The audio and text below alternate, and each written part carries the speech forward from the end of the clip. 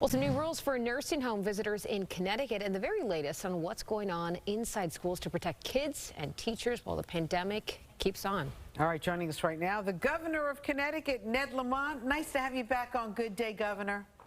Rosanna, Bianca, nice to see you. All right, let's talk about nursing homes. Tell us about the new rules and why you're making changes. So New York and Connecticut, New Jersey, our nursing homes were hit particularly hard 2 years ago, back before people really had any idea how to manage COVID. We now know much better how to keep our people safe in the nursing homes. So first and foremost, we got everybody with a mask. Secondly, we've got everybody there vaccinated. That's nurses as well as residents. And now we're making sure that every single one of those nurses gets boosted over the course of the next couple of weeks. Between that and making sure you're boosted or tested when you go in to visit a loved one, I think I can keep our nursing homes safe. How are COVID numbers in Connecticut right now?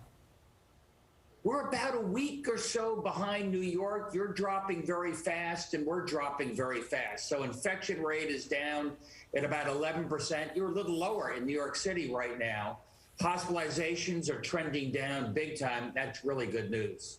Now, you're talking about some of that good news, especially with the numbers trending down. Can you speak to what you see happening in schools in terms of mask mandates? Because you said the end may be near to end these mask mandates. Yes, I think I sort of thought that last November, too. Then Omicron hit us. But right now, if the infection rate keeps going down as much as it looks like it will, sometime in February, we may take a second look in terms of masks for kids in schools. But the trade-off is I also got to keep teachers and educators in school and make sure they feel safe. A lot of these kids aren't vaccinated yet. I do want to bring up a case about this woman, Lauren Smith Fields.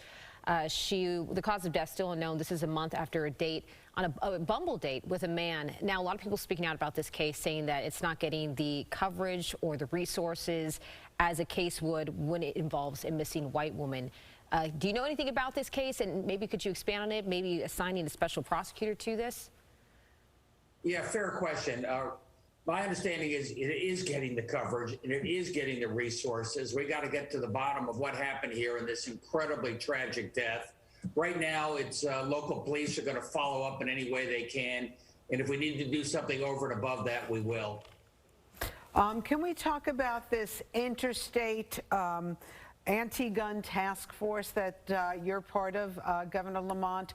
Do you think it will work? I mean, there has been outcries before in the past about gun control. As you know, in your state, we had that horrific Sandy Hook massacre.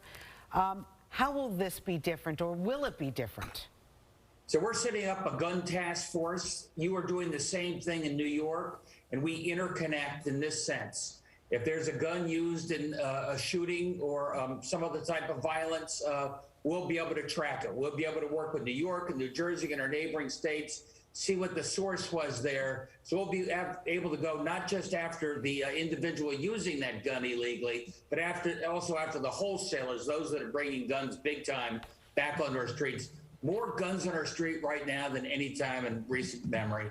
I've heard that if you take one gun off the streets, 5 more come into the state. At least in New York. Is that the same in Connecticut?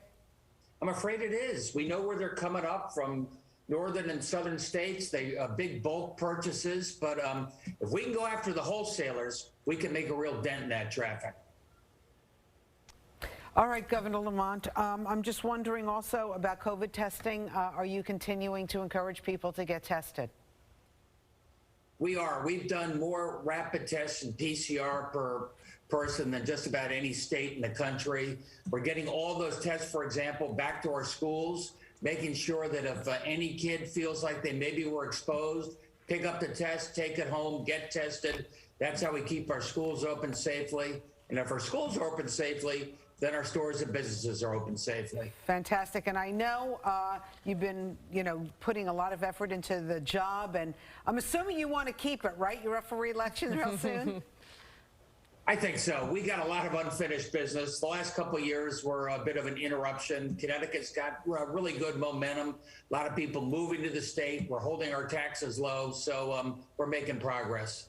Governor Ned Lamont, always great to have you on Good Day New York. Thank you so much. Nice to see you guys. Same. Yeah.